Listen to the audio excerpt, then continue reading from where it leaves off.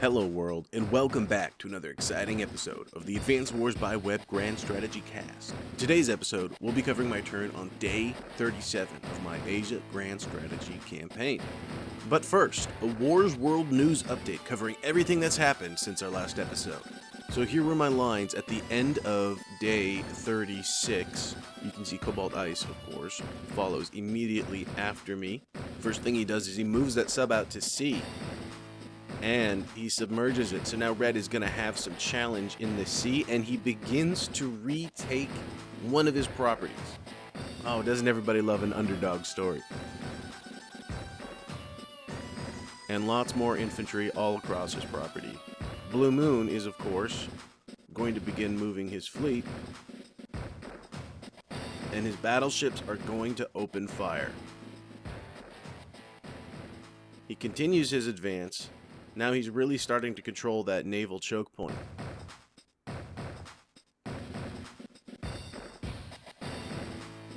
He starts reorganizing his troops a little along the line in order to get some repairs and boost up his defenses. He's keeping a square of space between us. It's a nice little spacer. That'll reduce the chances of anything kicking off between us. And Red Fire is going to activate his Typhoon first thing that turn. 2 damage to everybody across the board. And he's really going to start developing his navy and getting his battleships into those key territories, into those key sectors along that choke point. And that is, of course, going to take us into my turn, day 37.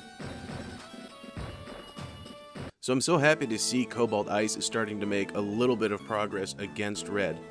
And Cobalt Ice is ultimately my opponent, but I was trying to support him, and we were trying to support him in fighting off Red so that Red would not get a foothold and get too large of an advantage. And it looks like that plan is finally starting to pay off.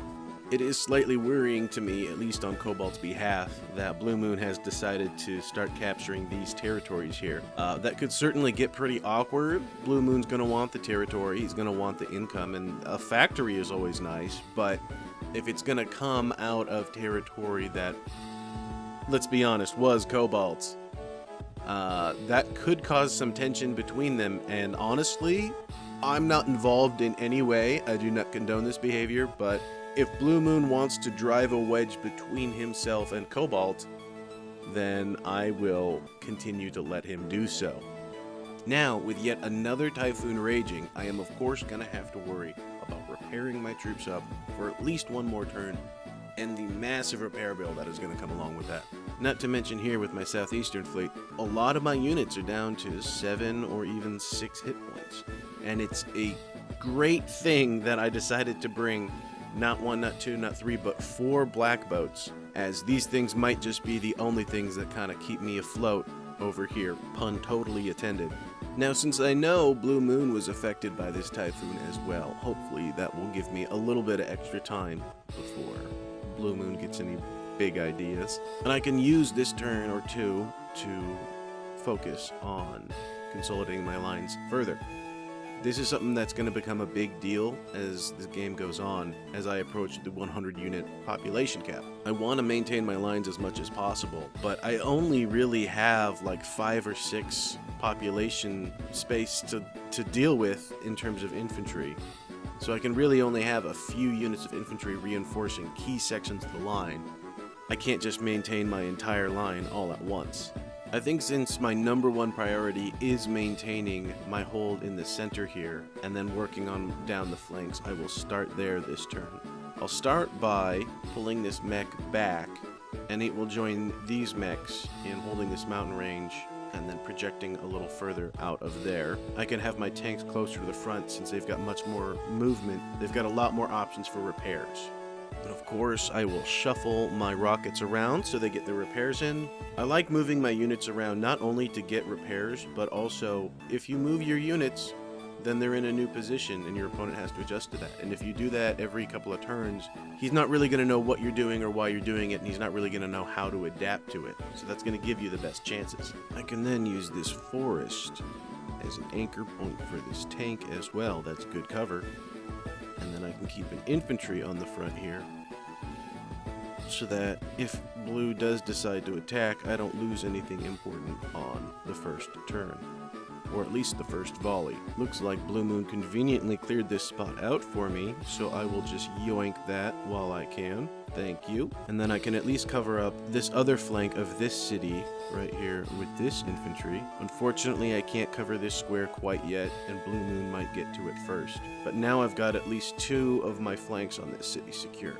I can then advance this tank to here for no real reason other than clearing this place for the rocket. This Neo tank will advance as measly 2 squares, but okay, that's a Typhoon for you. And let's just continue to consolidate the line down the line. Here you can then immediately join up with these guys, get them back to 10, and that will be a good defensive point for me to hold.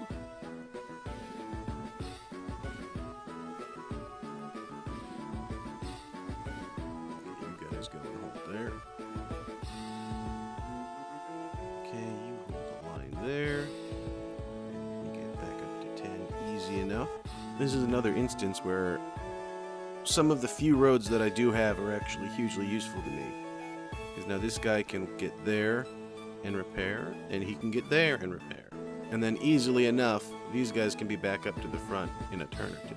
And then I can just move here, like that, and that frees up this space. So you can get repairs there, and then you can actually wait down there a turn, while you repair there, and you repair there. Meanwhile, you're at 10, and you can load up into there. You can come here, and you can even unload him there. Beautiful. Alright, you're going to need another few turns to repair, and then you're going to need your turn next, and you continue to hold that forest for now. Let's hold this line here.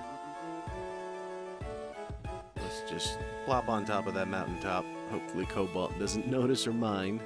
Down here, you actually take a step back so that you can fill in there. I know what I'm doing. So my plan for this lander, you see, remember, I've got a full health mech in here and a full health rocket. And now I'm going to take it and put it on this property. A port in particular, to be precise. So I agreed with Blue Moon that I would not put down any missiles or any rockets that had range over his factories. You see he's got a factory here, and a factory here. So this is the only one that does, but I told him I'm not moving this one because it's purely defensive. So that included battleships. So he's not comfortable with me having a battleship here, and if I do, that will provoke him into attacking. But one thing we never talked about, one thing we never stipulated was a rocket inside of a lander. Now, this lander is here in the port. It's got its nice 3 defensive stars there and no artillery with range to even shoot at it. And it's got this full health rocket inside of it. So at any time I want, I could just unload this rocket right here. And then bam, I've got a 1, 2, 3, 4, 5 range rocket into his territory. And so if he decides to, try to get too cute with me, I could always put that down and threaten indirect fire without actually having it on the field and violating the agreement. I've also got a mech inside of here. If I need to at any point, I can just deploy a mech into this river, and then that mech can then advance and help push into this flank here across the river. So this lander is kind of a panic button for me. If Blue Moon gets too aggressive, it's an ace up my sleeve I can pull out and have it be a thorn in his side. Most of my units on land seem pretty good, so let's take a look at my fleet. So even with 4 black boats, you can see that Typhoon after Typhoon are really going to have their effect, and they're really gonna start to do me in. Now 4 black boats is good, but is that even enough? 40% of my fleet is black boats, but just is that enough when you're getting hit with constant typhoons? So in order to maximize my goals here, here's what I think I need to do. I do need to go here to repair and primarily refuel this black boat from 5 fuel to 60, you see? Now he's going to come up here and he's going to repair and again primarily refuel this black boat, who is then going to come here Wait. And unload an infantry. Now this property should be mine. I beat Blue Moon to it, and I hope he's not salty enough over one property to start attacking me. Meanwhile, I really do want to repair my battleships, but I do feel like I should prioritize my submarine one more time while I have the chance. 23 fuel, back up to 60. There we go. And that's the fuel I'm going to need if I'm going to actually be engaging my opponent out at sea like this. So you continue to advance that way, and I'll have my sub come down along this way. Okay, still no enemy. Nothing hidden in this reef, and I have not encountered an enemy yet so far. Alright, this is my last turn that I can even try to maintain my guise of heading due east and confusing my opponent as to where I'm going next. So we'll develop as far out that way as possible. Now what exactly to do with this second battleship? This lead ship is going to move south to engage this infantry down here and eliminate it so that I can capture this island, and then this will give me a port with which I can repair, refuel, all that good stuff, and it gives me a port outside of this bay, which means it gives me a port outside of Blue Moon's control. So I think this will be an important strategic capture for me. I just want to do it with as little fight as possible. So I will continue to move this forward again for one more turn. Now my poor cruiser is down to 4 health and only has 2 fuel left in it, but I will advance it where I can. Like so. Okay, still no submarines. And that is my fleet. Now with my battleship up north here, I can finally begin to deploy this. And man, look at that coverage. If I wanted to be mean, look at what I could do to him. So I have 3 population cap remaining and about 47,000 in cash to spend. Now I think what I'll do here at this port is I will move this infantry 1 square over. I'm debating whether I maybe should just delete this unit entirely. What purpose does it serve, but it's taking up space. But I do think that having an infantry behind Blue Moon's lines could somehow be useful in some way. So for now I'll keep them there, but what I will do is I'll put a submarine right here. And we'll see just what kind of shenanigans I can get up to with this thing. But this does seem like a perfectly placed sub-base in this bay area. And I do think here I will also build a black boat to support my fleet. And with only 1 more population cap available to me, I think I'll build an infantry. So that's going to take me down to about 13,000. We'll see just how I'm sitting next turn. And that is going to take care of everything for me, so with that, I shall end my turn.